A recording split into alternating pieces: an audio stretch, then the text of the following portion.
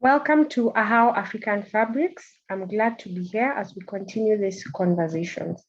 Picking up from where we left off last week, I just want to divulge into some of the things that I've experienced this past few months as we continue to learn, experience, and know what it is to trade in African fabrics on this continent and globally.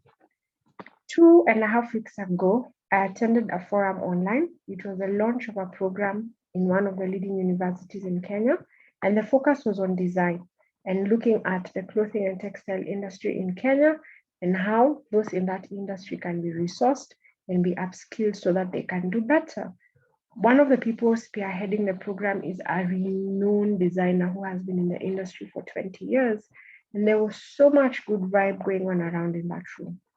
For me, two key things stood out.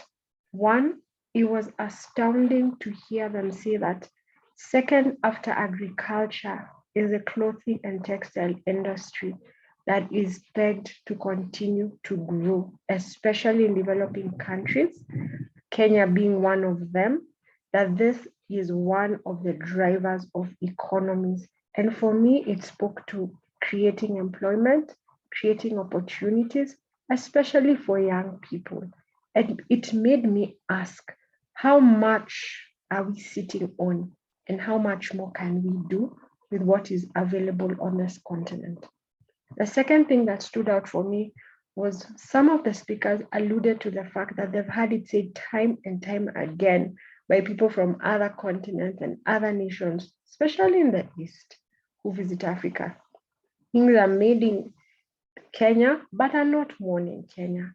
Or we have things that are made in China, made in Bangladesh, India, imported from Dubai, the whole shebang. And this is what we are using in our continent that we can do more. And a country like China can say, you know what?